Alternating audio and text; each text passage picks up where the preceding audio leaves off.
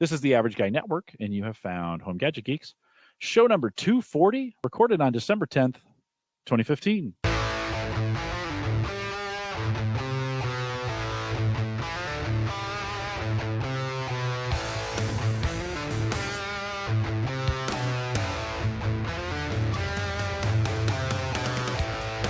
Here on Home Gadget Geeks, we cover all your favorite tech gadgets that find their way into your home. News, reviews, product updates, and conversation, all for the average tech guy.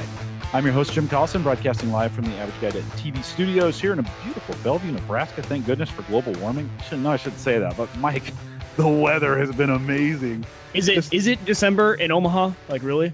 Unbelievable. Like t-shirts and shorts, and it's been awesome. And of course, we post the show with world-class show notes each week out at theaverageguy.tv. You can join us live on our new mobile app now. You can find those both for Android and iPhone, thanks to Spreaker. And we want to thank LastPass for supporting us on that as well. One address gets you both, homegadgetgeeks.com. Home Gadget Geeks is a part of the Geeks Network. Find the link to this show and many other actually really good podcasts now, including Open Mic Night. And I'm going to have a question for you, Mike, here about that here in just a second. All out at the Geeks Network. That's thegeeksnetwork.com. All right. What the heck is up with Open Mic Night? That is the question that came from the chat room. Let me bring that in. I thought I saw that in here. Yeah, there we go. Let's see. I guess we answer the question like that. What is happening, and when's Open Mic Night coming back? I was hoping no one would ask. No, it became a thing of a few weeks ago. We had a scheduling conflict like last minute. And in the past 2 weeks, it's been me, finals for law school. I'm in my third year, my final year of law school. Finals have hit, and I feel really bad I didn't alert the listeners, but we're just taking a quick little break here. We will be back next week or the following week. Whatever. Yeah, I think it's next week. We'll be back next week with the show, and we'll all be back to normal. It's been an unintended break. I didn't really think how much tax could be literally taxing on me for law school. So that's been the issue. So I apologize, but thank you guys for wondering where it's at, and it will be back, and we'll be good to go. You're actually studying this year, which I'm super impressed with, by the way. Yeah, tax is difficult, to say the least. Yeah. I feel bad for you. Are you using, you talked about some tech that you used to study where you would buy the books or get some stuff in PDF and have it read it to you. Have you engaged any new tech this year in helping you study? That same technology. So in law school, the big thing is outline. So you create like a 60-page outline of the course, and that's kind of what you study from. And while you create it, you're learning, and then while you're memorizing it, you're learning. So I took my outline, plugged it into that, had it spit out an audio file where it read me my outline, and I listen to it as much as I can. Always have it on, no matter what I'm doing. If I'm doing anything, just so I'm always hearing it, and maybe come final time, I'll hear that in my head and know what I'm supposed to answer. No, I think it's a great way to go about studying for those of us who are more visually oriented or even audibly oriented. I'm that way too. And I wish I would have done more of that when I was in school, was just get that when I couldn't, because it was the 80s and we didn't have that technology yet. Right. But if we had, it would have been a lot better. Podcasting is the way to do that now. I listen to a ton of stuff, and it just allows me to kind of absorb all that information. I thought it was really cool how you were taking that spoken word and converting it to, or the written words, converting it to spoken word and making that work. Yeah, there's all sorts of free apps out there. So if you're on a Mac, I searched the Mac App Store. That's what I'm on. But you can find them for free everywhere. Text to speech. Find one that works for you. What I did actually was it didn't naturally break up my topics for me. So I took like chapter 1, did that, and I exported all my chapters out, went into GarageBand and just put maybe 5 seconds in between each so it didn't just jump right down, so I could have time to pause it. Takes like a minute to do this. It's super easy. And then just put it on in the car, put it on when you're cleaning, put it on when you're doing other things, and maybe it'll sink in. So yeah, no, it's helpful to recover that time. Yeah. That's out there. Hey, if you just joined us, if you're joining us on Blab and you're wondering like, who are these guys? We do this show every Thursday night, 8 p.m. Central, out at theaverageguy.tv/live. Typically we're in a Google Hangout. Tonight, we wanted some engagement from you, and we'll be taking your the theme, your Christmas gadgets. So if you have wish lists or things you're hoping to get for Christmas that are tech related, we'd love you to jump in. We've got some things queued up and ready to talk about, but we'd love you to jump in. There's an open seat. Brian, I saw you jumped in and then jumped back out. Looks like sometimes that's a mistake. There he is right there. So let me approve Brian to come in. And Brian Friedlander, of course, good friend of the show and has been on before. Brian, good to see you. How are you? How you doing? Good. Really good. You can hear us all right? Yeah, pretty good. Yes. Mm-hmm. Cool. Hey, so Christmas list stuff, Brian, for you. What are you hoping Santa brings from a tech, perspective? Oh, well, you got me. I pretty much have a lot of the stuff that I need, I'll tell you. That's the problem, right? I have too many gadgets, I'll tell you. Too many. So what's your favorite one right now? I mean, if you were thinking your one go-to, and Robin, I see you. Hang tight. Don't drop. We're going to do one at a time, so hang tight. But Brian, one thing you can't live without right now, what would it be? Probably my I've actually been using the Surface 3 a lot. It's sort of my go-to. It's light. I stick it in my bag. That and my iPad are my two go-to pieces of technology right now. I use it all the time. Very cool. Yeah. Is that what you're on right now? And actually, I'm on my iPhone. Oh, nice. my other gadget. But actually, Mike, I heard you talking about text to speech, and I do a lot of that. I use it a lot with the students I work with who are challenged with reading. But the other tool that I use a lot is the Livescribe smart pens that record audio for note taking, and it's been a great device over the years for me. What's that called again? I'm going to write that down. I happen to use the Livescribe. It's called a Sky Wi-Fi pen. They discontinued that model, but they have the Livescribe 3 that now syncs with the iPhone and Android phones, and it basically syncs what you write with the audio. In a sense, it bookmarks the audio, which is great. And then you can archive it in OneNote, Evernote, other cloud services. See, and that's awesome because I use right now, like I'll just record audio during class if our professor lets us, but there's no sync to where I was taking my notes. On something like that, I would say, okay, when I was writing this, what were they talking about? Exactly. That's awesome. Right. Yeah. The other thing too, I know you're in law school now. Yeah. Yep. Yeah. So the other tool that I started to use with students it's a tool called Audio Note Taker, and that actually it kind of chunks the audio when the lecturer or professor is speaking, and it lets you tag the audio in chunks that then you can export or go back and review. So, like for example, professor says this is going to be on the test. You can actually color code that audio chunk with the color green, and then as you listen, you can actually tag the audio and then export it later, which is really interesting. So it's kind of like almost like a word processor for audio chunks, the way it works. That'd be awesome. And I can think to, I'm starting to think of like my future career and just being able to, when you're in a meeting with someone, a client or something like that, and being able to just go right back to that sort of stuff and use those tools. That'd be awesome. Right. Yeah. Audio note take is great, especially if you're in classes where the professors give you PowerPoints or PDF files, because you can actually have the thumbnail of the slide and then record the audio to that slide. And there's also Android and iPhone apps that let you, be mobile and then come back and sync it with the desktop application. Oh, I miss the days when professors used PowerPoints. Law school, a little bit archaic. And it's a little bit of just, get up there and let us have it. So just gruntery. Brian, I put the link to the show you were in last. I think that was 196. Has it been that long? I think we've done another show with you since then. If folks, we do need. Well, you know what? We're in the midst of scheduling right now, and so I'll reach out to you this week, and we'll get you scheduled for a February, March timeframe. Have you back on. Well, hey, anything else? Thanks for jumping in. But anything else? No, that's it. Just like I said, getting through the gadgets. Pretty sweet that on a phone you can join us via video, hear us. You sound great. I mean, the day has arrived. So, Brian, and great to see you at the MVP conference, by the way. Yeah. Likewise. Take care, man. We'll see you. Take care. All right. Bye. And Robin, I think, who's new to the show, let's see. Brian, just drop out if you can. There we go. Robin, I don't think she's listened before. We'll bring her in. And Robin, have we had you on before? Probably not. No. Welcome to the show. No, I'm brand new. I liked the topic of your blab. I'm blab hopping tonight, finding interesting things, right? That's awesome. That's right. And I told my buddy, Tommy, TRC, who you can see over in the comments, he and I do a everyday tech talk Blab on Monday nights. And so that's why I told him to listen in. But I wanted to say what Brian said about the Surface Pro 3.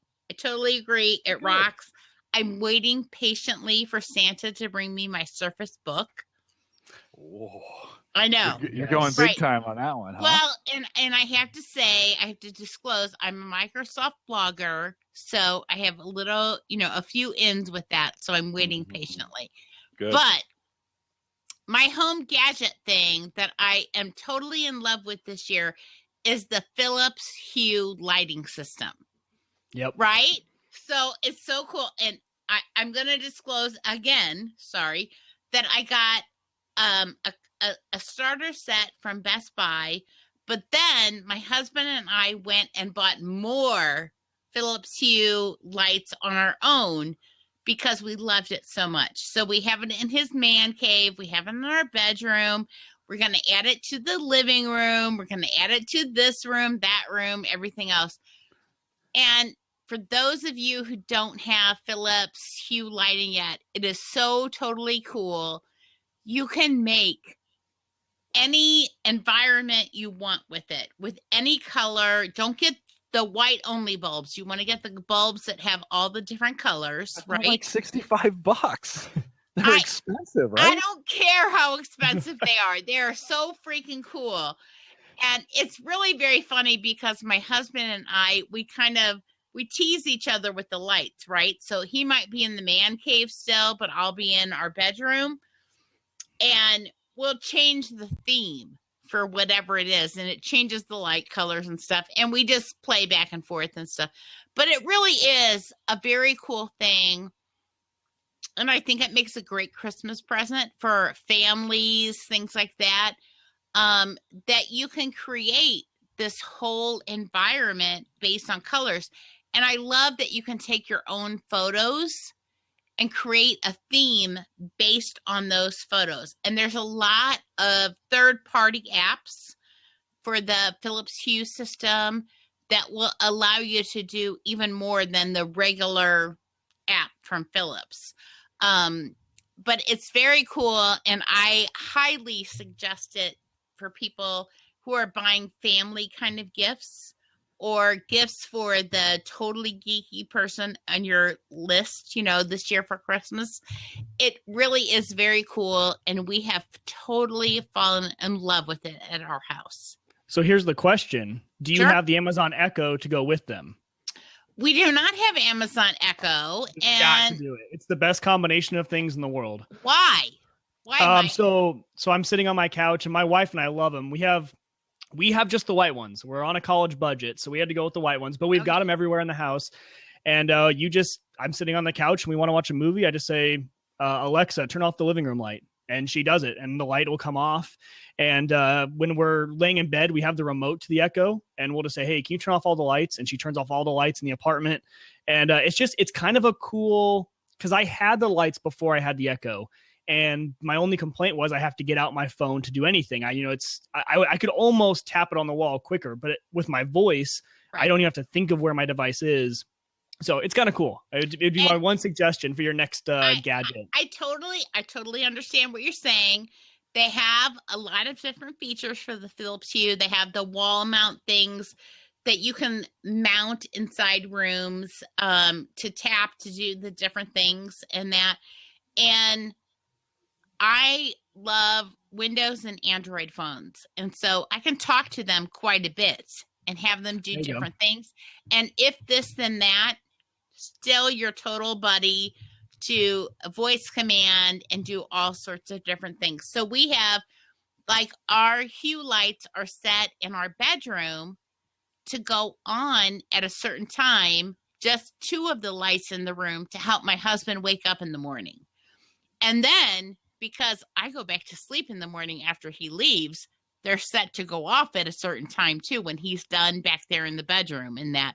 So there's a lot of different possibilities for turning on, turning off lights, all that kind of thing. We have the lights turn on in his man cave at dusk and things like that. So when he comes home, It's not totally dark because he has a little of seasonal affective disorder and that, but they are so amazing and all the things you can do. And you can synchronize them with movies and stuff now too. And you can just do so much. And I wish that I had more of a budget to add more of them to my outside holiday lights. I don't have it in the budget right now. You know, they are expensive, like you mentioned, Mike, but they are so super cool. And anybody who gets them, I'd say get at least 3 per room. Whatever room you're doing, get at least 3 of them. Whether it's the actual bulbs, the go lights, the whatever. They're super cool, and they can create, just with 3 of them, a total environment for whatever room you're in. Well, that's what I would suggest. That's a great suggestion on getting 3, because my problem was I bought 4 and I wanted them all over the apartment. So I had 1 in like each room, but you've got other lights in those rooms that aren't then controlled by that. Right. And it drives you nuts that you still in the same. So go room by room. If you can only afford, 1, 2, or 3, just do 1 room, because you want the whole room to be controlled by that. It kind of defeats the purpose if you still have to get up and turn the lamp on or off or something like that. So yeah, that's a good suggestion. 3 at a time is probably the perfect amount. Totally great. Yes. 3 at a time. Yeah. And that will create this atmosphere. And you can use the built-in on the app, the regular Philips Hue app. You can create a feel in the room with 3 bulbs. And so go room by room, do your bedroom, do your dining room, do your living room, do your kitchen, your man cave, whatever, but do at least 3 bulbs at a time. And it makes a total difference. And we so love setting up all these different things. My husband, look, there you go.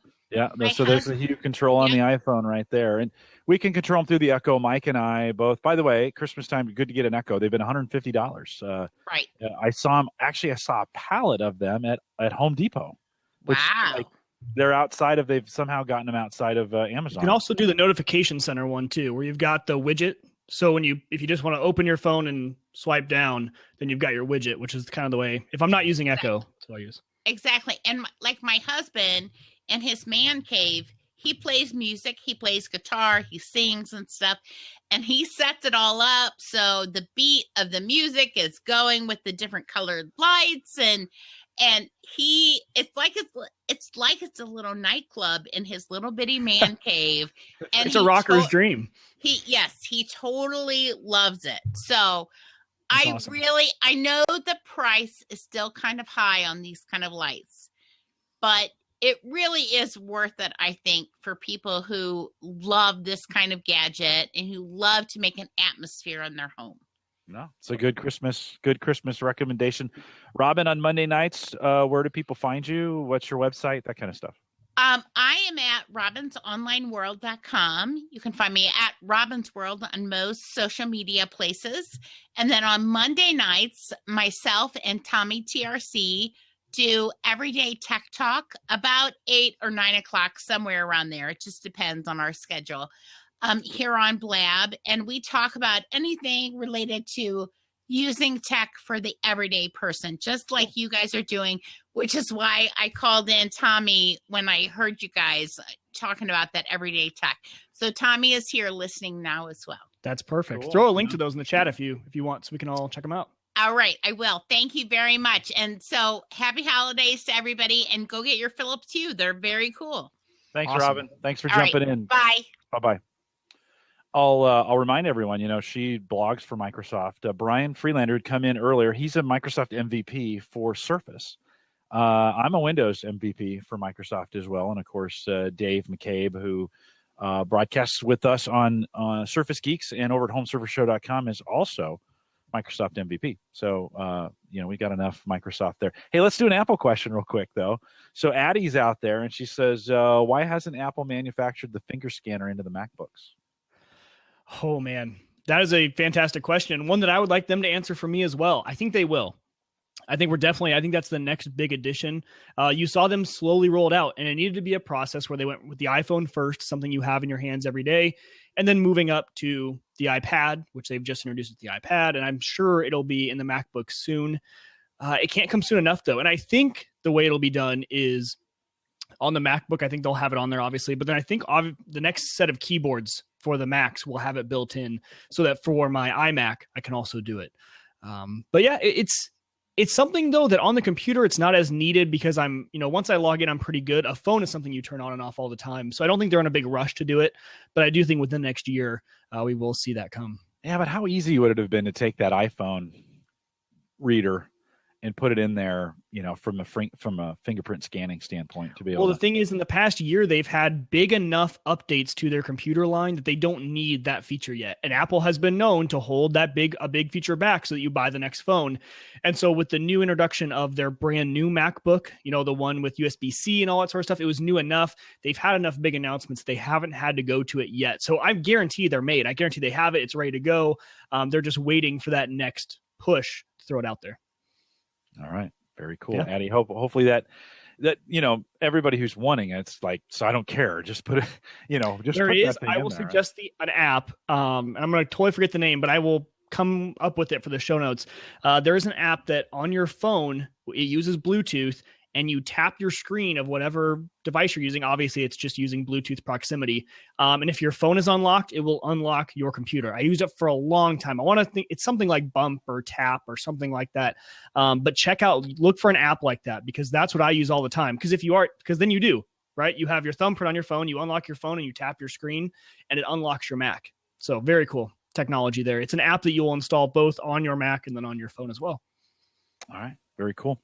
We'll remind people. It's hard to say. We will remind people. If you're watching us first time, or you've been watching part of the show, this is our 240th show. So if you've been watching for a while, we have open seats tonight. If you want to come in, we're doing it one at a time. If you want to come in and join us in here, kind of following the Ask the Podcast Coach model. I podcast with Dave Jackson on Saturday mornings over at askthepodcastcoach.com/live. And we wanted to try this here for our own program. Typically, we're in a Google Plus Hangout with Chatwing is our chat provider, but I wanted to jump on Blab tonight. I've done a bunch of Blabs, so it's a whole bunch of fun out here. But if you're new to it, either way, jump in. We got an open seat for you. Mike, it's the end of the year, and there's a lot of things you got to do at the end of the year when you think about your PC maintenance. And a lot of this has to do Mac or PC, across the board. There are things that you got to get done. One of those things that you want to start thinking about, of course, I think this time of the year is backup. And where are you putting it, and where's it going, and have you tested it? Now, in our community, a lot of us use Crash Plan. That's kind of become a de facto. Although I was just starting to look at that for next year. The renewal is up for me. This got me thinking about it. It's $150 for as much as I use. It's $150 to back things up to the cloud. Crash Plan, Carbonite. When we think of and by the way, taking your files and just putting on an external drive. That's not a good form of backup. Most of the folks know that here. But so, Mike, what are you using from a backup perspective? How are you backing up right now? Mine just got a lot more sophisticated with the addition of the home server, mainly because now you my have backup NAS. was you have a NAS. My NAS. Yeah. My NAS, yes. So for the NAS, I need an offsite backup for my NAS, but most of my local stuff all goes to the NAS, and then that is backed up offsite. So I've kind of got that sort of process. I use Time Machine on the Mac. That just comes on the Mac. Very easy to use, but not the best way to back up your stuff. The nice part about it is it's, you can scroll back to a different date and get something. It's pretty easy. But if you're talking about restoring a full hard drive from a backup, Time Machine's not your best option. So I use Carbon Copy Cloner. By far on the Mac, the best software for backing up. So I set that to back up on Sunday mornings at like 1 a.m. to my NAS. And then from my NAS, I've actually started to use Amazon S3, or I'm going between that and trying also Amazon Glacier. So both of those are their cloud offerings that you can back up. Glacier is more probably what I should be using, honestly, for long-term storage that you're not going to touch and you don't need to bring down. A little bit cheaper than S3. So I'm trying out both to see. And honestly, the pricing is extremely complicated. If you don't know, they don't just tell you how much space you get. It's obviously transferring up and down and that sort of stuff. So I'll wait and I don't want to give it my stamp of approval yet for a home user standpoint, because I don't know how much it's going to cost me. But using that is extremely easy to use on something like a QNAP, which is the NAS I have. So for me, I back up. I got rid of Carbonite on my home computer because I don't need it anymore. Because if I'm doing my local backups to the NAS and the NAS is backed up in the cloud, I'm all set to go. So bringing the NAS into my home actually was awesome because it eliminated the need to have off-site backup for each computer and phone in my apartment. Everything backs up to the NAS, and the NAS goes to the cloud. So that's what I've kind of been doing. Okay, and Robin asks, she said, please explain more about Amazon S3 and Amazon Glacier. Never heard of either. There's a reason you haven't heard of them, because they're complicated and hard to use, and they have a crazy pricing scheme that I think most, like you said, most users don't understand. I'm not a big fan unless you really understand what you're getting into with Amazon, because a lot of people will put that stuff up there. It's not meant to be moved around, and it's not meant to be accessed very often. It is cold storage. It's incredibly cheap, but you upload it. Just go to just Google Amazon S3 storage. Robin, go out there. It's not hard to do. Don't get me wrong. It's just, don't think of it as like Dropbox storage. It's not that. It's cold. They put it on tape. It's gone. It takes a while to get it back. If you do need it, it's slow to download. It's, this is cold storage. It's only in case it's an emergency and you need it again. Well, and I'll tell you why I did it this way.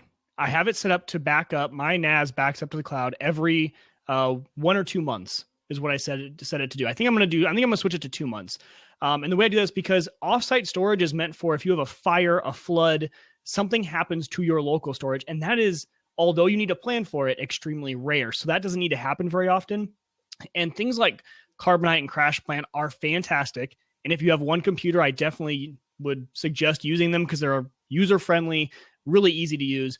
But they're kind of, they're hogs on your CPU and your memory. And my computer was just slowing down with Carbonite. That was the one reason I kind of wanted to get rid of it. So my thought process of backing up to a NAS and then having the NAS go every 1 to 2 months to offsite, that's why I did it that way. And Amazon was the cheapest way to do that. And it is a little bit complicated. I'll kind of admit that straight up.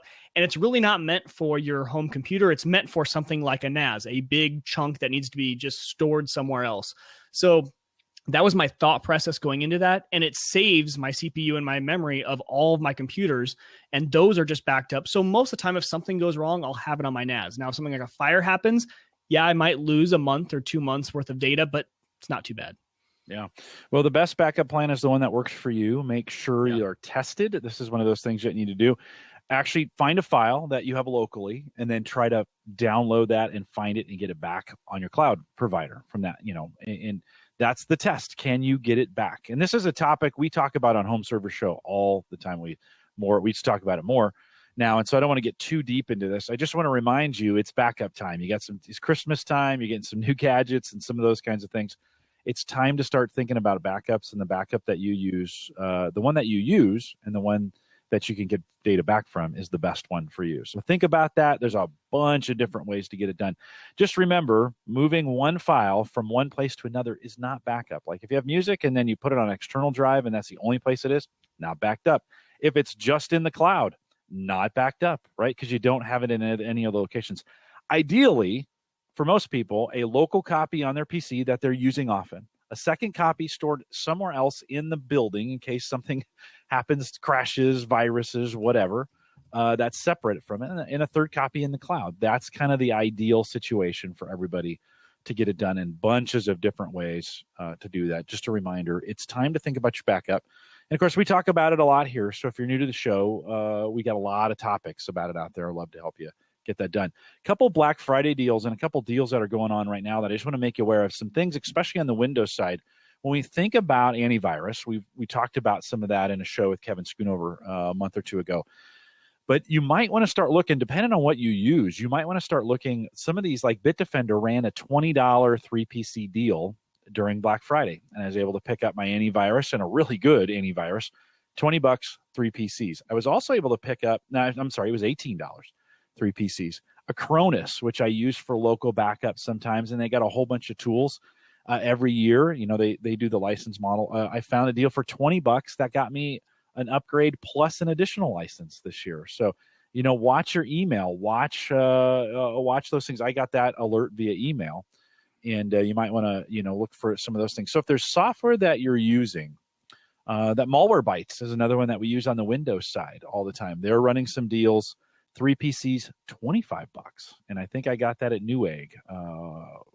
But again, that came via I subscribed. This is the season you actually want to read your email, because you're getting Black Friday deals in there. And by the way, they'll run all the way through Christmas, and sometimes they run them the first of the year. So this might be the time. Mike, have you taken advantage of any of those items that you were going to buy anyways, but you're going to buy them on Black Friday because it's just the cheapest time of the year to do it? No, we do some Christmas shopping online at those times, but you're not, the best way to save money is to not buy anything. So for me, I'm just not going to buy anything. Well, yeah, you do buy some things, but I do. Oh, I definitely do. And you'll see on your Amazon link that there are some definitely things that I probably didn't need, but no, I don't go strictly to those few days or those few weeks. All right. But I do fall for the emails. I definitely do. You might just want to watch it. Stacy wants to join us, so let's let her pop in. I think Stacy would be new to the show.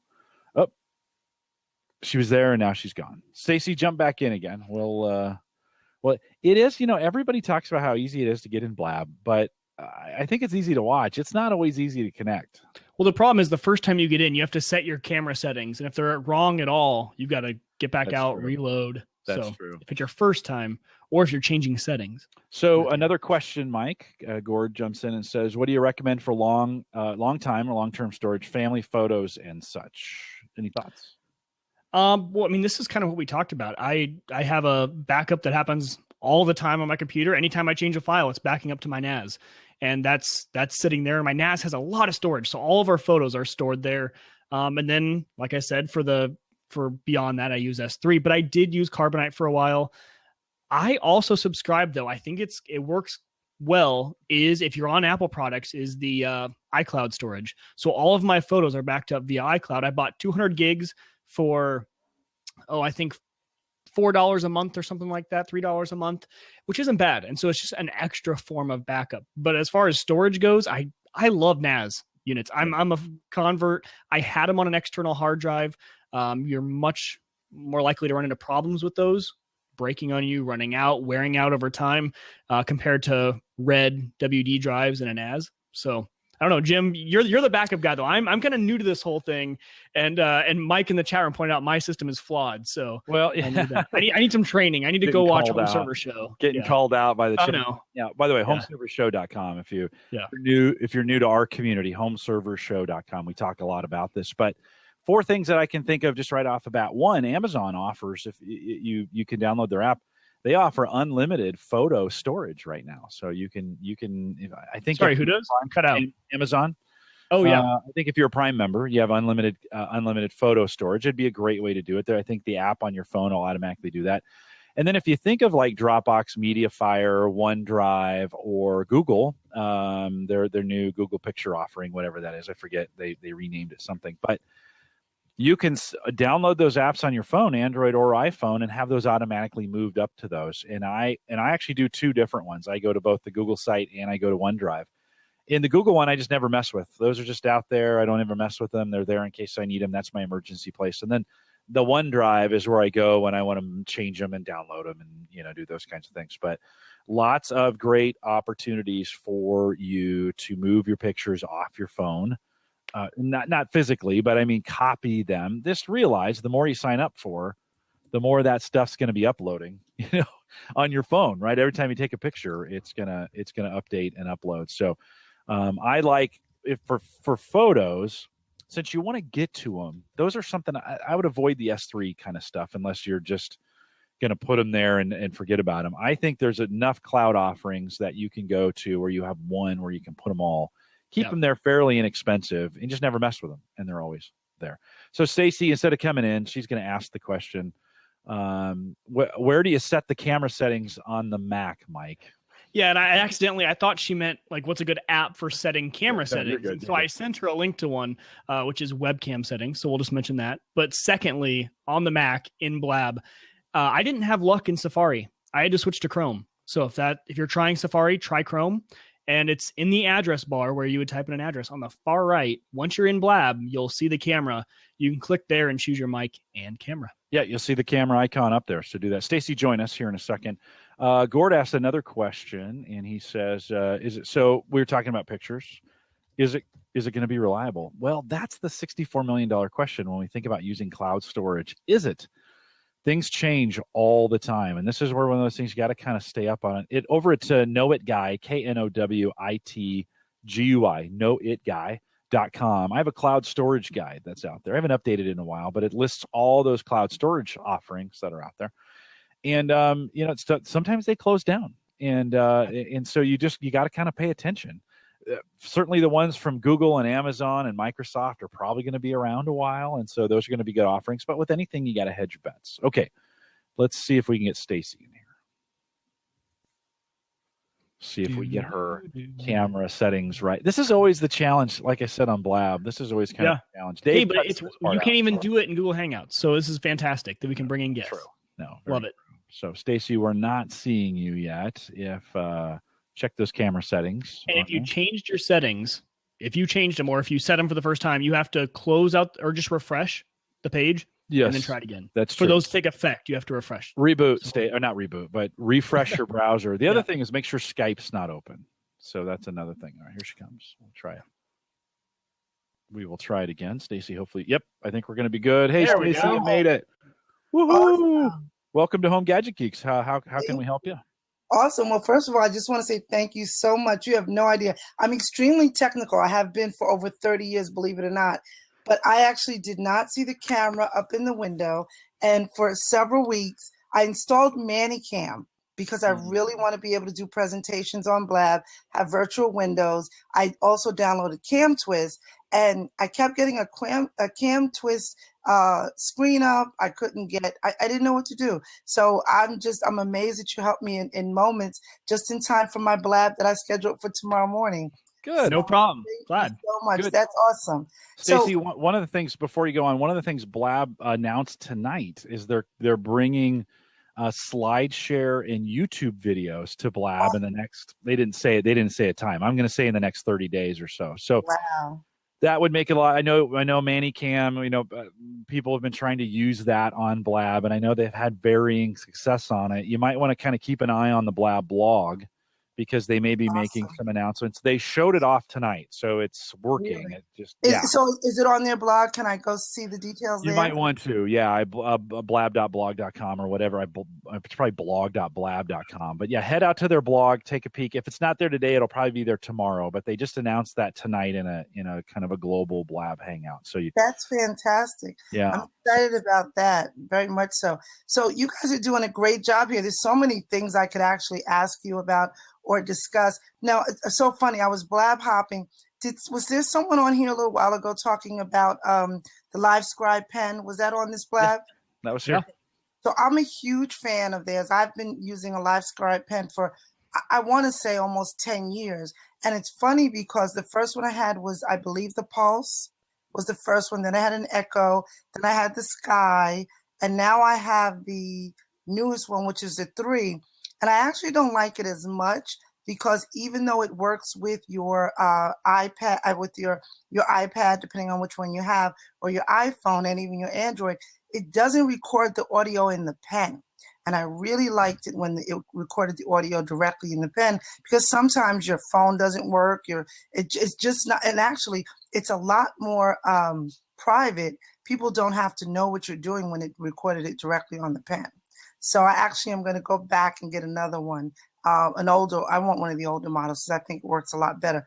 But it's a great tool. Did they say, Mike, are you the one that's in law school? Yeah, I am. Okay. So it's a great tool to use for recording audio when you're listening to lectures. And the fantastic thing is that when you write with it, it records the audio, and as it replays it for you, you actually see what you were writing at the time you're listening. So if you miss something, when you review, and it's just an awesome way to review and actually help yourself to memorize things that you need to memorize. So it's a fantastic tool.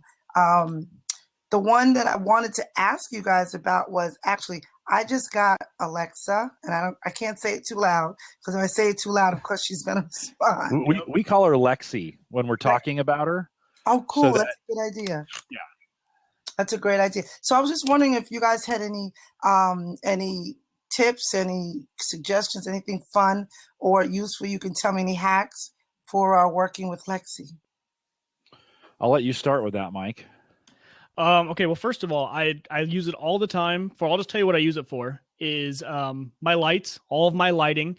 So I have the Hue lights, and I also have a Wemo switches, meaning the switches you plug into the wall and then you plug something into that, and you can actually tell her. So I name them. So my Christmas tree right now is plugged into a Wemo switch, and I tell Alexa, "Hey, turn on the Christmas tree," and she does it, which is really cool. Some other things that they just released not too long ago was that you can use any IFTTT formula. You tell Alexa trigger blank, and so really you can. I mean, I haven't even dove into that, but the possibilities are endless there. And then while I'm cooking, timers and stuff like that, and take the remote to wherever you can't use Alexa. So that's why I took the remote to the bedroom, because she can't hear us from there, but we can still turn on and off the lights. We can have her do stuff with the remote. So it's kind of nice. That remote is kind of nice to use. Oh, it doesn't. Yours didn't come with it? No, it's extra charge now, so it's. Is it really? Okay. See, Jim and I got it in the beta, and we got the remote. So can you use the app? That's a good question. I can use the app from anywhere, so I can, which is kind of cool. So if my husband's downstairs, I can use the app and turn the music on, and all of a sudden the music's on, or the news report. So you can do it even from home, from away from home. You can actually use. I believe you can do it from away from home. I haven't tried that yet. Yeah. Stacey, we rigged up, we have a podcast, and I forget the number. If you just go to theaverageguy.tv and search for Alexa, we actually wired her up for a podcast. And so we brought her in, I put her in another room, and we put headphones on her and a microphone. And we were asking her questions live during the program with some success. Wasn't perfect. She didn't answer correctly every time in what we were doing. But I would love to make that technology, whether it be Alexa or Cortana or Siri, I'd love to make that a part of a podcast. When we get in a situation here, when we say, when we have a question, we could just ask her, and she would pop right in. I also have a Know It guide. I'll drop the link in the chat here. If you go to knowitguy.com, I have an Amazon Echo Know It guide that has every single email that's come out from Amazon about all the features that are available. So if you missed any of them, they're all recorded out there to be able to get, to be able to kind of catch up. I use it. I use the morning briefing, or I call it the morning briefing, but I just say, Alexa, play a flash briefing. Right. And so I listen to NPR News. I get sports scores through that. There's now a new sports briefing that you can get. And I think there's 5 different kinds of briefings that you can get preset on that. You set those on your apps. We use the lists that, you can create shopping lists. There needs to be one like what to do for gym list. That'd be the ultimate kind of list on that. Tony Rayner says you can ask how many days till an event, right? So how many days till Christmas? You can tell me a joke was the one that the kids love to do that. We had all kinds of fun when that first came out, Mike. And I won't take credit for it because I didn't think of this, but one thing I just set up was now that she can trigger anything on IFTTT. How many times are you sitting there and you can't find your phone? It's in the cushion or something. So I set up the one of Alexa, find my phone, and she calls it and my phone rings. So one more thing of you can just have her kind of find stuff. So with IFTTT, just one more example, it's kind of cool. And that one was kind of fun. I tried it out, and sure enough, my phone rang and it was deep in the cushion. So that's nice. Awesome. So let me ask you this. If I'm not mistaken, it uses Bing as a search engine? I think so. I'm not finding it does very well with searches. So tonight I asked her to tell me what the age range is for the phrase for millennials. I wanted to know what that age range is. She couldn't tell me that. She did know what baby boomers were, that they were born in the 50s, but I asked her about Gen X and millennials, and she couldn't find that. So when you asked the question, what are millennials? Did you ask it in that way? And did she? Well, I think I did, and she said millennials has to do with anything with a century. So she didn't understand it as a phrase because it's a new phrase. I think that's the opportunity we have with voice recognition still, that, we're still maybe 10 years away from flawless. I mean, the fact that it works as good as it does is amazing, right? It's awesome. But I think there's still some opportunities. I am with you. There's lots of natural language queries I throw at her. Not a clue. I get I don't know how to handle your request. And so I think they've got some opportunities there to make that better. I find Siri, and I think, Mike, you'd agree, I find Siri a little better at that when you're doing natural language querying. It's probably the best at that. And then on Windows, I find Cortana in Windows 10 very helpful to run Windows. Like, so if you want to invoke anything on Windows, you fire up Cortana and just say, open this application for me. And there's tons of things that Cortana will do on the Windows side. But I agree with you. The search, the recognition on natural language queries isn't always the best. Right. Since you're talking about assistive devices that way, let me ask you a question. I have an Android. I just got the Note 5. And I find that I can't get the OK Google to come up if I don't have the Google gadget widget on the screen I'm looking at. Does anyone know any hacks for making sure that you can get Google to come up the way Siri does, no matter what, on the phone? I wouldn't know. We're both iPhone users. We'll throw that one out to the chat. So Stacy, watch the chat room. Let's see if we can maybe get a link for you here. Got it. We got some good Android users out there in the chat room. That's the beauty of the chat. So, Stacy, do you blog, podcast, or blab anywhere? Do you have any? Well, yes, I am blabbing. As I said, my actual first one that I'm going to do on my own is scheduled for tomorrow morning. And so tomorrow morning, if anyone wants to find me, I am the Maximizer. Cool. That's actually a Gallup strength. We have one of the strengths, or one of the themes we have, is Maximizer. What time, and in what time zone, if someone wanted to do that? I'm in Eastern Standard, 8 a.m. And I'm a business advisor and consultant, and I help people to create strategies and systems to run their businesses more effectively. So we're going to be looking at how you can really start to maximize your 2016 by looking at what you're doing for the new year, but really what you're doing now to get started and to look at your business from a different perspective. Awesome. And the trick would be, if you want to follow that easily, follow Stacy right now before she goes away. So click on that button. I just did that. Follow her, and then tomorrow you'll get an alert notification saying she's gone live. So Stacy, thanks for jumping in. Some great questions. Appreciate you having me on. Thank you so much. Great to meet you. Happy holidays. Yeah, you too. You too. Great. Bye-bye. Bye-bye now. Ryan, the food craftsman, asked this question: can you change the search engine that the Echo uses? No. Nope. I don't think you can. Not at the moment. You cannot.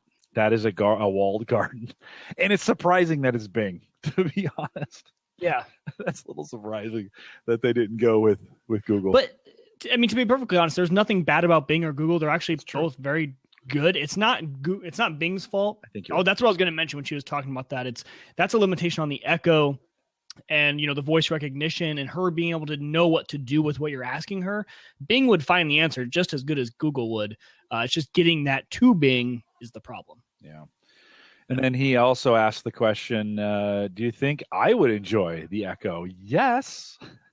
Everybody. This is the one time I agree with Oprah. Well, no, I agree with Oprah a lot, but this is not just one of those things that she's trying to promote.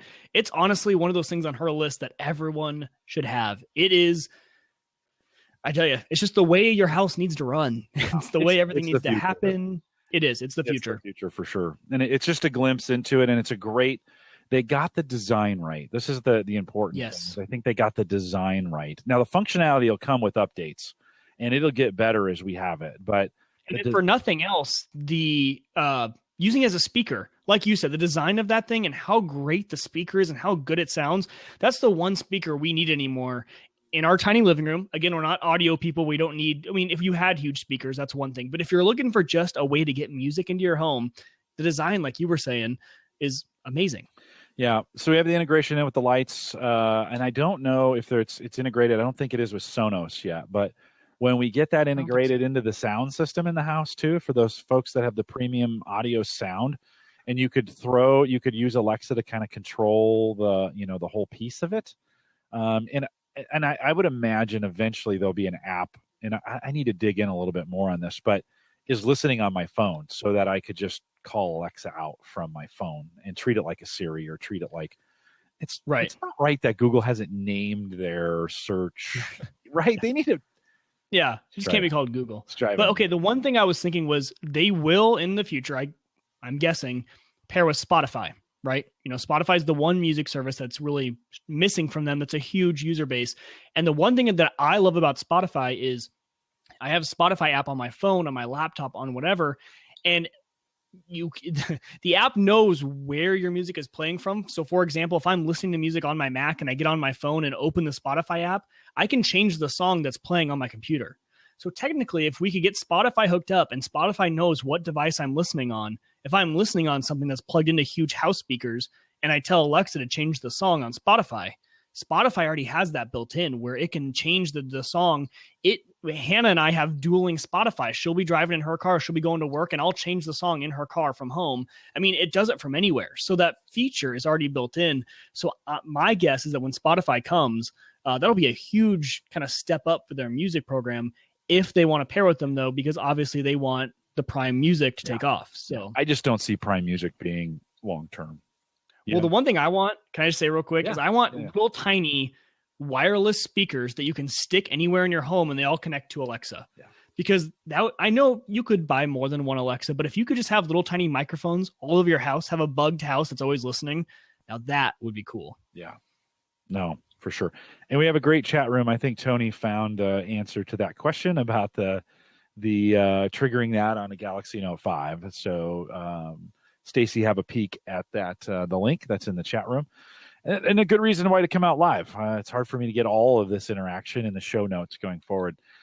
Stacy does say she just wished that it was rechargeable and didn't have to be plugged in. That's a great point. I didn't think about that. Yeah, or what might be interesting is a charging base that you put it on, and then you could take it off. Say you wanted to. There would be some applications I might want to bring it down. I'm going to be down in the basement for the day or for the morning, and I might want to bring it with me. Take it off the base, carry it down, set it down on the desk, really close. And then when I'm done, I could take it back up, set it up on the recharging base. That'd be good. Yeah, I imagine maybe that'll come at some point. Yeah. If the Jim is gone, so I'll vamp a little bit. I clicked the wrong X. I was really worried what I was going to do, Jim. This is the first time that ever happened. That's so funny. I was ready to take over. I was trying to close this one, and I closed my own.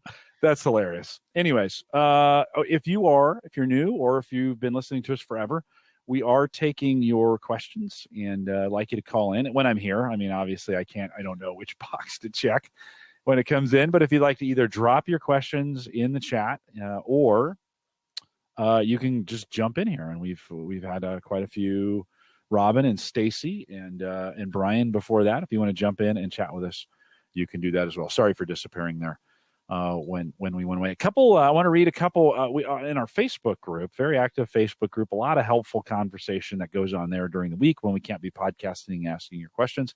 That's at facebook.com/groups/theaverageguy. And two Dons this week chimed in on the Facebook group. Don Catlett asked this. He says, I have a desk full of Western Digital external hard drives. I've been looking for a way to connect them together, allowing me to only have one cable running to a PC. Can anyone tell me if I can pull the hard drives out and put them in a Mediasonic? And there's a whole long serial number. I'm not going to read. Mediasonic is kind of a hard drive enclosure that allows you to take those drives. I would prefer not to have to buy new hard drives. And we talked through this a little bit on the page, but an interesting conversation nonetheless. If his question is, can I pull the drives out and put those in other devices? You could, if you want. I mean, you could just get a USB port and plug them in natively, but that's using USB, and that's not always a great way. If you want to RAID them together or do some other things with them, you can't. Most of those external drives, and most is I'm guessing, but a lot of those external drives, you can peel the cover off. Oftentimes the screws are hidden underneath the little feet. There's little feet that they put on these things so it won't slide around on you. You peel those back and there's screws underneath them, unscrew it, and the case will come apart. In a lot of cases, they're just using kind of standard hard drives inside those. Those are 1, 2, 3 terabyte hard drives that are in there. And you can read those drives. And my recommendation to Don and the group was to just check on YouTube, actually put your model number in YouTube. And if somebody's done it before, chances are they recorded it, and you might be able to watch them get those things apart. And he had 4 or 5 different ones.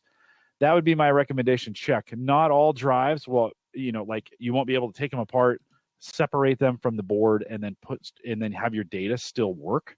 So because you might have to reformat those into a different format for them to work. So absolutely back up that data that's on those drives before you go pulling this thing apart. There's no guarantee once you pull it apart that data is still going to be there. But yeah, that's actually a really easy average guy. I've harvested drives out of external cases before. They don't use, it's not a different hard drive. Why would they do that? That doesn't make any financial sense. They're just taking drives. There's been some speculation that those drives that go in those external cases are actually subpar, substandard drives. There's been some rumors or we've talked about that here on the show before. But so those are the kind of questions we get in our Facebook group. Mike, would you add anything to that? No, that was perfect. Wow. Bam. Hit it like that. Then Dodd Totten, I think I'm pronouncing that right, Totten. Actually, both of these guys fairly new to our group. So Don and Don, we want to welcome you to the Facebook group. Always nice to have new questions out there as well. He said, in case this helps anyone, finally took the plunge and updated my Toshiba laptop to Windows 10 from 8.1. Took about 5.5 hours to download and another hour and a half for installation.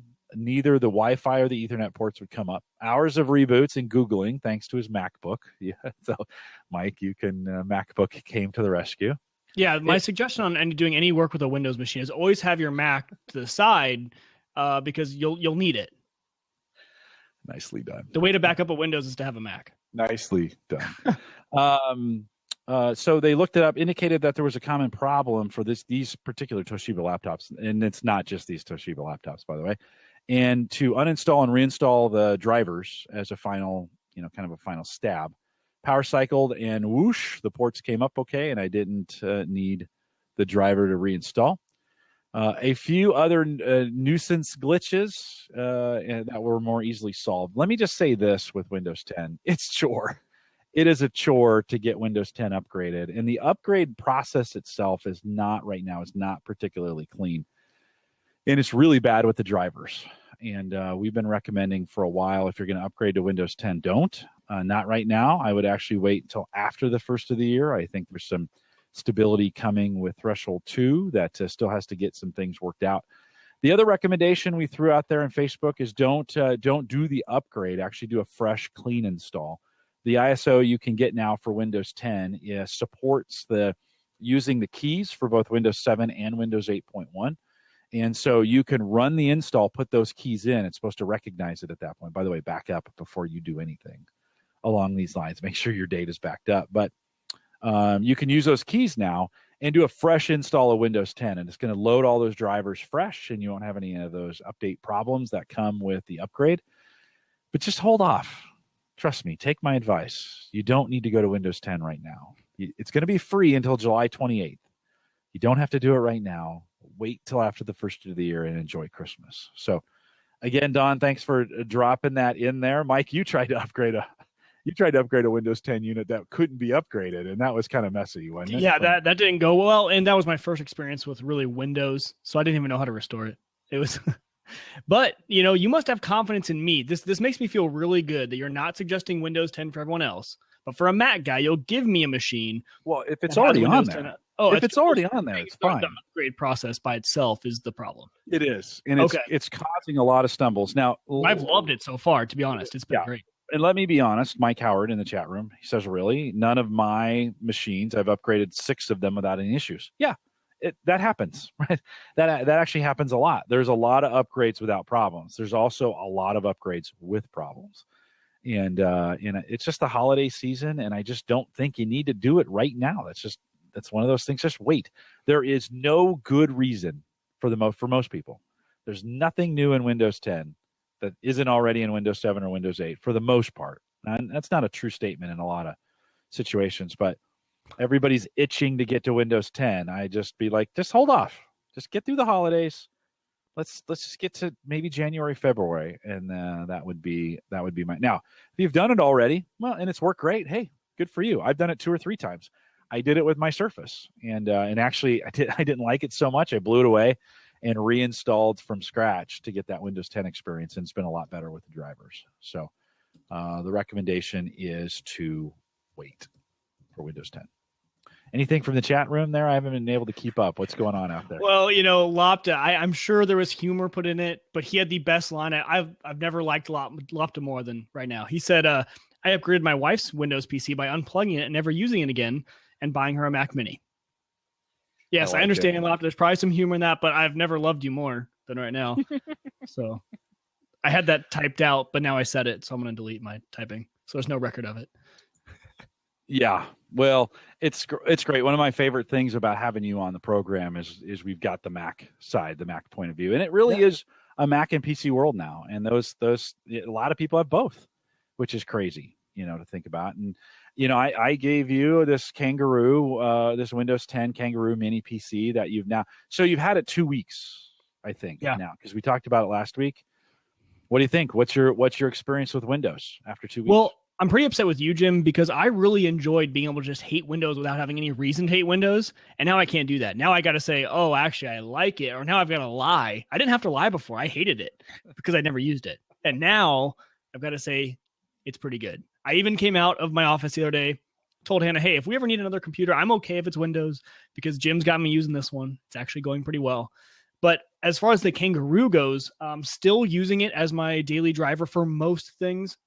There's some law school stuff that I just have on my computer. I just need to do it as quickly as I can. So I did it on my Mac. But other than that, it's still been fantastic. I've used it for everything. And it's the same stuff I said the other week. There hasn't been really anything new except for the fact when you started to mention Cortana, I do have my ATR wired into there most of the time because I use Cortana with the ATR and it's awesome. I love Cortana. Now I want the Mac to have I wish we had Siri on there. I get so used to having Siri on an iPad or an iPhone. But man, having that sort of thing on a desktop PC is really cool. And especially for a guy who doesn't know his way around Windows. I've already messaged you a few times asking you where stuff is. And now, ever since I found that out, and because the Kangaroo does not have a microphone on it, so I had to USB my thing into it. I'm like, hey, that might work. And I just ask her and she finds it. I'm like, hey, where is settings for blank? And she usually can find them. And that was something you had suggested to me, and I used that, and it's been awesome. It's been great. Yeah, Cortana's dynamite for finding stuff in Windows 10. Yeah, it's and so for a best new Windows convert, 10 help. It's like the old great. Yeah, it's like it really it's is like the old clip guy. Yeah, and except way better from that standpoint. And so that's at work now. I've gotten into the habit. Somebody asked a question, I just open Chrome and go, click the microphone button, and you just say the query. And it gets it right most of the time. I mean, we are so close to just not, just the old Star Trek of just saying computer.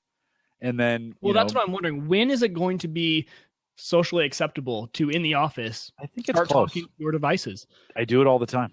Okay. I do it. We're just the other day. You have an office, right? See, I'm still in the cubicle bank. I was out in the open. Employees. Oh, really? I was in our atrium, and somebody would talk about something. And they're like, when is this something? And I said, I don't know. So I just opened up Chrome and hit the microphone and boom, just say it.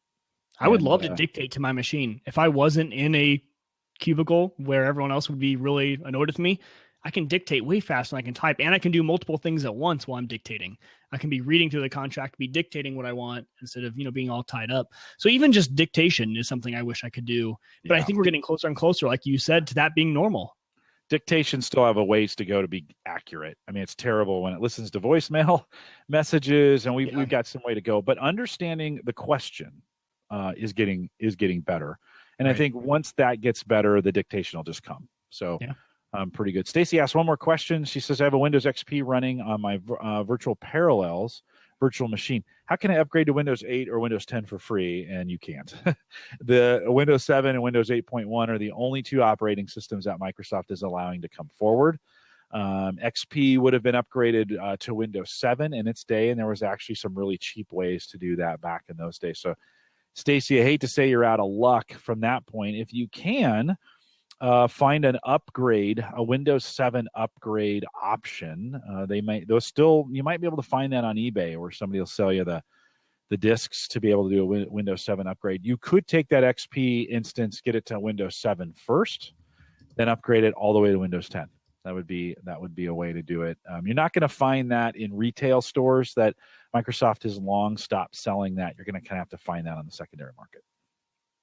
That would be a trip, though, to go all the way from XP to Windows 10. That's 15, 20 years, 15, something like that in between those two operating systems. So, or you could just be in the Mac info and be told when you're going to update and be given no choices at all, right? I mean, well, you'd be surprised. The one problem I ran into is people being so far behind, they don't have the App Store. So they can't upgrade to the newest one, even though they've been free forever. They need to go get a disc from somewhere and get the latest version so you have the app store to update. That was the problem we ran into. For sure. All right, we're trying a new segment, and then we're going to cut out of here called Mike's Minis. I like that. This is Mike's Minis. A couple statements. Mike, a cheap utility light for any podcaster? Yeah, you can find these at your local Lowe's. It's the clip light with the aluminum base, and you can screw in any lamp here. I actually replaced the one I'm using right now with a LED. Just get a simple diffuser. I had actually the reason I use these as like uplighting most of the time or to fill in a background. But because I had huge studio lights, but they got super hot, which I didn't like. So I took the diffuser off the studio lights, wrapped it around the front of this, and I clipped it to anything. You can clip it to absolutely anything. I have an old stand that I just clip it to, and it works. So these are like $15, I think, and you've got a studio light that works. There are some inexpensive lights on Amazon, Cowboy Studio, 75 or so, 65, 70. Get your 3 lights. So just a smidge more than that. But if you're in a bind and you need some lighting, every podcaster needs some lighting. Right. That's what I liked about these. You can go grab them for $15 at Home Depot and you're good. And if you stop using them for your production, you can always, like I said, they're great for uplighting to fill in a background if it's a little dark, especially if you're green screening and you don't have good light or you're having shadows. When I used to green screen on my podcast, I needed that uplight so that the shadows didn't mess with it. So that's my first thing. You talked about this a little bit earlier, but Wemo for Christmas lights, but for gutter warmers? Gutter warmers, yeah. This was actually a really cool idea I got from someone else. They, in their outdoor system, they live in some place where it gets really cold, like Minneapolis, some of that. But you could use this anywhere the weather freezes. So he has these strips that get really hot, and then you line them in your gutters. And he plugged them into a Wemo. First of all, because he can monitor how much he's using through the Wemo. The Wemo tells you how much electricity it's using, so he can monitor that. Second of all, instead of having it turn on and off all the time and have him having to worry about that, he did an if this, then that for, hey, if it's below freezing, turn this on. If it's not below freezing, keep them off. And it was perfect. Saved him. He said, because those things cost a lot to heat up the gutter. Obviously, those are very high cost for usage. So with if this, then that and Wemo, he was able to use that. So yeah, the Wemo switches is what I'm talking about, not the lights, the actual switch. Do I need a Wemo bridge or whatever they call those? Okay. Nope. So I just bought one switch. It was $20-something, plugged it in and plugged my Christmas lights into it. And that's how I use it with Alexa. Put those strips on the outside of your gutters, not on the inside. From that point, let it heat through the gutter and then let it drain. Yeah. Right. From that standpoint, tight VNC for Windows 10 home without RDP. So when I got my machine up and running, I went in to go to RDP to it like I would normally, like I do to my work PC. And I didn't know that with the home version, you don't get that. So the next best option besides TeamViewer, which I did install TeamViewer, it worked fine, but it was a little laggy for a home connection. You know, I'm wired into this thing. I'm at home. It shouldn't be that laggy. So tight VNC, you can put that on your Windows machine and then you can VNC to it just like you would any other machine. So on my Mac, I just typed in the address with VNC and it works perfectly. No lag, nothing. Works great. Love it. I recommended TeamViewer to you. That's also free. You know, TeamViewer 10, I haven't tried the 11 beta yet, but TeamViewer 10 still a little laggy. Right. That was my complaint with it. Yeah, no, me too. I mean, it does a lot of stuff, and they say in the beta, in the 11 beta. By the way, open beta right now if you want to try it out. TeamViewer.com. But it's just a little laggy for me when I'm trying to come in from work to home to get things going. It gets me in a pinch, but it doesn't always get me. It's not like I'm going to have desktop productivity with TeamViewer. I use TeamViewer. Yeah. Oh yeah. With Type VNC, it's like you're on it. It's perfect. So with TeamViewer, that's just what I was going to say. It has its use. It's when I need to fix grandma's computer, mom's computer, and stuff like that. But especially if you are on your same connection, or for me, even when I'm at school, I VPN into my home, and then I VNC still to it, and it works much better than TeamViewer does. So Type VNC is free, simple to use. It's perfect. Love awesome. And this is why we have a chat room. Ken says that TeamViewer 11 is final now.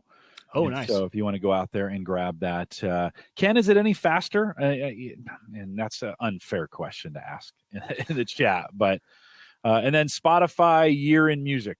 Yeah, this is just a fun one. If you're a Spotify user and you kind of want to see what you did in the last year on Spotify, We'll throw the link. I can actually throw it down in the chat room right now, but we'll have it in the show notes. You can go to this site, and it's Spotify. It's no one else. And you log in, and it gives you all your stats for the last year, how many different artists you listen to, who is your top person you listen to. My favorite one, my co-host and I used as a metric, was how many minutes you used and listened to Spotify. I was at 7,000. My co-host Collin was at 45,000 minutes for the last year, which is 31 days of listening to Spotify. So he's definitely, he's a pro user on Spotify. And so it's just kind of a fun little recap. I enjoyed looking and seeing what I listened to. It was kind of fun. Like, oh man, how many different artists have I listened to? Like over 1,000. It was kind of impressive to me that I was kind of diversified more than I thought on Spotify, which is kind of fun. That is cool. And then Tony reminds us Groove Music, which is Microsoft's offering for music, is $50 for 12 months tomorrow at the Microsoft Store. So if you're interested in doing that, if you're listening to the recorded version of this, chances are that has come and gone. Cool. And then go ahead. Oh, I was going to say, and speaking of watching your emails, one I did go with was Spotify Family Now. You can add however many family members you want onto your account. The problem Hannah and I run into is we were using one premium account. And like I told you, we played Battle of Spotify, where one person can only listen at a time. So the new family pricing is actually pretty affordable, and they'll keep you at $10 a month for the first 3 months, and then they'll up you after that. But even after that, really affordable. I added Hannah in, and I also added my sister in as a Christmas present. I said, hey, you can just be on our family account, have your own thing. And it's actually pretty affordable when you think about it, when you do the breakdown of the price. No, good to know. Lots of offerings out there. Ken reminds us that he did say TeamViewer 11 is more efficient. Seems faster and lighter. TeamViewer, one of the amazing things about TeamViewer is you can control anything from anywhere with anything. So right. Android to PC, PC to Android, PC back to the iPhone, iPhone to your servers. The iPhone works way better than I thought it would. I used that one time. It's great. If it's a computer of any kind with an operating system, chances are the TeamViewer guys have built some kind of connector to it. So that'll wrap up Mike's Minis. And then, of course, this is our new music for Mike's Minis. And his name is Mike Uyghur.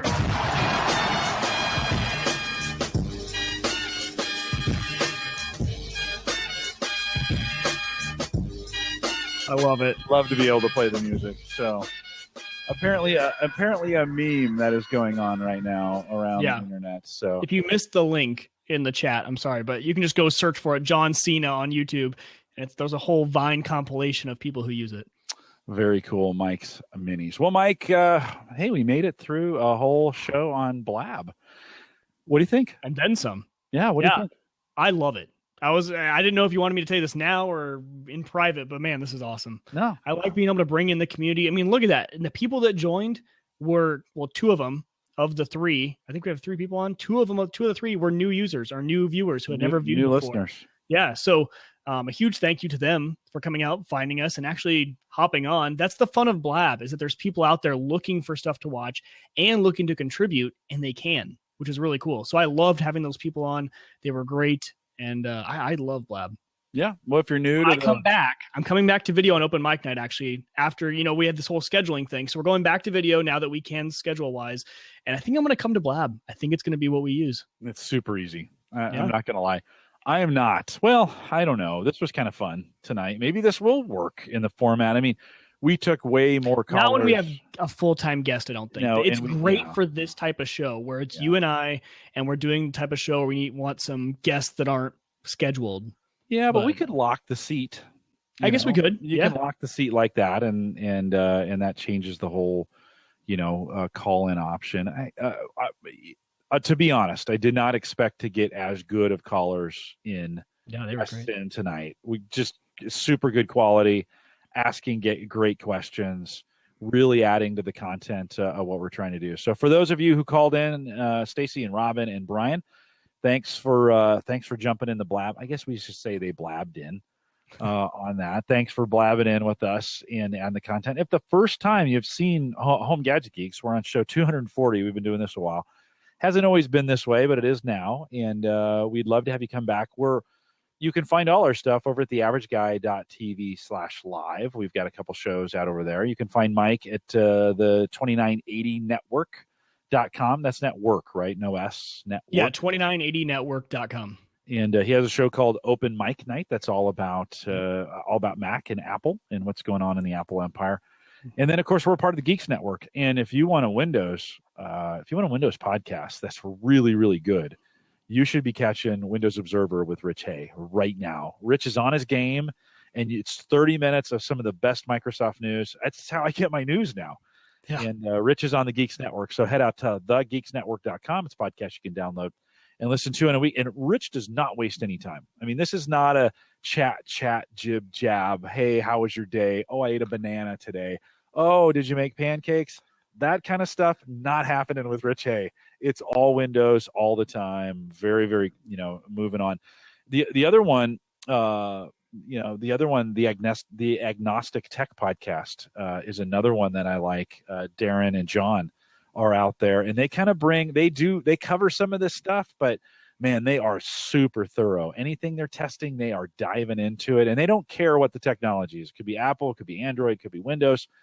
And you know what? They're not beholden to anybody. So they kind of give you the real deal on it, and you want to check those out. So that's just a couple of the 9 or so podcasts we have on the Geeks Network. So head out to thegeeksnetwork.com. In the next couple of weeks, we have a great list of folks coming back. We mentioned Alex is coming in to talk about the kangaroo. So we're going to have one of their guys come in and talk about that. We are going to try to podcast around the Christmas era. I'm going to do the Wednesday before Thursday, which is Christmas Eve. So a little bit of a show change from that standpoint. The 31st, we're going to invite some guys back, maybe another Blab conversation about the future of tech. Always a good time to come out and talk about those kinds of things at the end of the year. What's going on in 2016? What are you looking for? Things like HoloLens and what's the newest phone that you're looking forward to? And then Ken asked me, and one more question out there. Ken asked me, Jim, any plans for a December newsletter? I sure hope so. If you haven't signed up for the newsletter, go out to theaverageguy.tv/subscribe. And I send those out. They've been pretty much every other month now, but just a good opportunity here for me. Unfortunately, my son is in the Marines, or he's in Marine basic training. He's a recruit. He'll be a Marine here shortly. And all my writing time has gone into writing him. So I apologize if you're on the list. You haven't heard from me. It will be coming up here shortly. We'll try and get one of those out. Peter Hudson from Shelfie is back. We interviewed him last year. And, of course, that's a little device. Take a picture of the books on your shelf. And if they have available e-versions of them for free or low cost, they'll send those, make them available right to you. Jamie, the founder and chief inventor of Ring, found at ring.com, is coming on the show here in early January. I'm having Rich Hay on, and we're going to get a solid dose of Windows when he comes back. Mike Howard is going to come back on. We're going to have an Unraid show. Mike Howard says Unraid more than anybody I know. We talked about backup tonight. Mike's going to come on and talk about his Unraid server and what it's doing, and we'll look forward to that. Amber Gott from LastPass, which just got purchased by LogMeIn, is going to be back on here in early February. She's getting ready to have a baby, so we're going to try and sneak her in before that baby comes. And, of course, LastPass is a friend of the show and sponsors our app that you can find. You can find the app for Android or iPhone out at Home Gadget Geeks, all one word, homegadgetgeeks.com. With that, we'll say thanks for coming out. If you're watching live, don't go anywhere. We actually don't leave. This just ends the recorded part of the show. Actually, I'll still record it. But this is what makes it into the RSS feed. Everything else after this is post-show. It could get a little salty, so I'm just going to say stay around. Sometimes the post-show is a little bit better than the live show. We are out here every Thursday night, 8 p.m. Central, 9 Eastern. Easiest way to find us is theaverageguy.tv/live. And with that, we'll say goodnight, everybody.